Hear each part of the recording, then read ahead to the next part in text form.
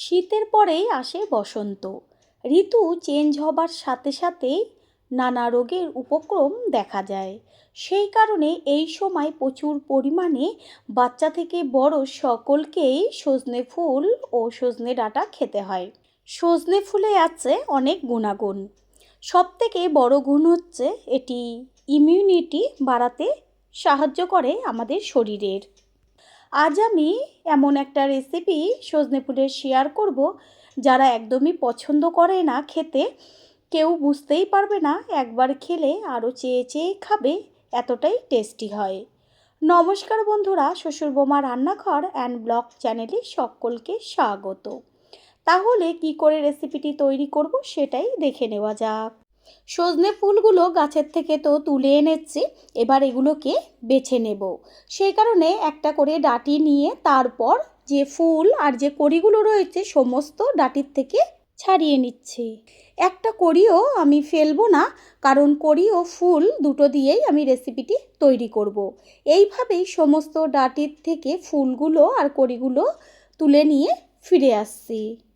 সমস্ত ফুলগুলো বেছে নেওয়া হয়ে গেছে, এবার এগুলোকে জল পাল্টে পাল্টে ধুয়ে নেব।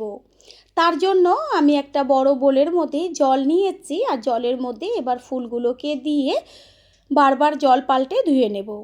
কারণ অনেক সময় সজনে ফুলগুলো তো গাছের থেকে নিচে পড়ে, সেই কারণে বালি লাগে বা পোকাও থাকে অনেক সময় ফুলের ভেতরে।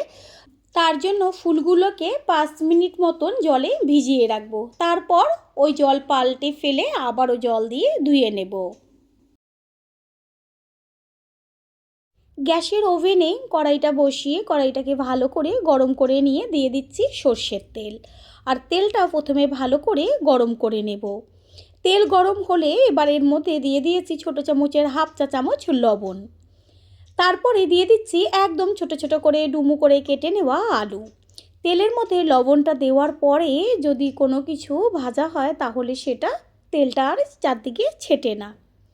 লবণ তো তেলের মধ্যে দিয়েছি, আর কালারের জন্য দিয়ে দিচ্ছি হলুদ গুঁড়ো। এবার আলুটাকে ভালো করে তেলের মধ্যে নেড়েচেড়ে মিশিয়ে নিয়ে বেশ লাল লাল করে ভেজে নেব। আলু ভাজা হতে থাক, অন্যদিকে আমি একটা মশলা তৈরি করব, সেই কারণে মিক্সিং জারের মধ্যে দিয়ে দিচ্ছি সাদা তিল। আর সাদা তিলের পরিমাণটা বেশি দিতে হবে। এইখানে আমি 4 চা চামচ সাদা তেল দিয়েছি, আর 2 চা চামচ দিয়েছি হলুদ সর্ষে। দেব ঝালের জন্য কাঁচা লঙ্কা। তারপর সামান্য জল দিয়ে ভালো করে পেস্ট করে নেব। আলু যেহেতু একদম ছোট ছোট করে দেওয়া হয়েছে, সেই কারণে ভাজাতেই সিদ্ধ হয়ে গেছে। এগুলোকে তেল ছেঁকে তুলে নেব। আর ওই তেলের মধ্যে আর একটু সামান্য তেল দিয়ে তেলটা গরম করে নিয়ে এইবার কয়েকটা বড়ি ভেজে নেব। অনেক রকমভাবেই তো সজনে ফুলের রেসিপি খেয়েছেন। আমি আজকে যেইভাবে রেসিপিটি তৈরি করব, প্রত্যেকটা উপকরণ দিয়ে তৈরি করবেন, গ্যারান্টি দিয়ে বলতে পারি এত টেস্টি হবে, যেটা নাকি বাড়িতে যদি হঠাৎ অতিথি চলে আসে তারাও কিন্তু প্রশংসা করবে। বড়িগুলোকে গ্যাসের ফ্লেম লোতে রেখে ভালো করে ভেজে নেব, পুরো যেন লাল লাল হয়ে যায়, ভেতরটাও খুব সুন্দরভাবে ভাজা হয়। বড়িগুলো ভেজে নেওয়া হয়ে গেছে, বড়িগুলোকেও তুলে নেব তেলের থেকে। বড়িগুলো তুলে নেওয়ার পরে দিয়ে দেব বেশ কতগুলো চিনেবাদাম। গ্যাসের ফ্লেম লোতে থাকবে, চিনেবাদামগুলোকেও ভালো করে ভেজে নেব, যেন পুড়ে না যায় সেটা খেয়াল রাখবেন। চিনেবাদামটা তুলে নিয়ে এসেছি, আর ওই তেলের মধ্যে আর সামান্য একটু সর্ষের তেল ব্যবহার করছি। রেসিপিটি চেষ্টা করবেন সর্ষের তেলেই তৈরি করতে। তারপর এতে ফোড়ন দিয়েছি একটা তেজপাতা আর একটা শুকনো লঙ্কা। দেব ছোটো চামচের 1 চা চামচ কালো জিরে। ফোড়নটাকে গ্যাসের ফ্লেম লোতে রেখে ভালো করে ভেজে নেব। সুন্দর একটা মিষ্টি গন্ধ বেরোচ্ছে। এই পর্যায়ে ওই যে মশলাটা করে রেখেছিলাম সাদা তিল, সর্ষে আর কাঁচা লঙ্কার, সেই মশলাটাকে তেলের মধ্যে দিয়ে দেব। মশলাটা তেলের মধ্যে দেওয়ার পরে সাথে সাথে নেড়েচেড়ে দিতে হবে। তারপরে দিয়ে দিচ্ছি কালারের জন্য হলুদ গুঁড়ো। মশলা যেন নিচে লেগে না যায় সেই কারণে সামান্য একটু জল দিয়ে দেব।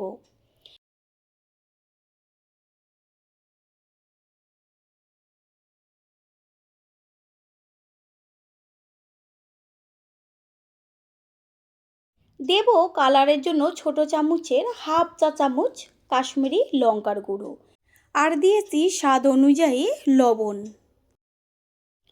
মশলার থেকে তেল ছাড়ছে, এই পর্যায়েই এর মধ্যে দিয়ে দিচ্ছে আগে থেকে আমি বেশ কিছুটা পরিমাণ মটরশুঁটি ছাড়িয়ে রেখেছিলাম। সেই মটরশুঁটিগুলো জল দিয়ে ধুয়ে তারপরে এর মধ্যে দিয়ে দিয়েছি।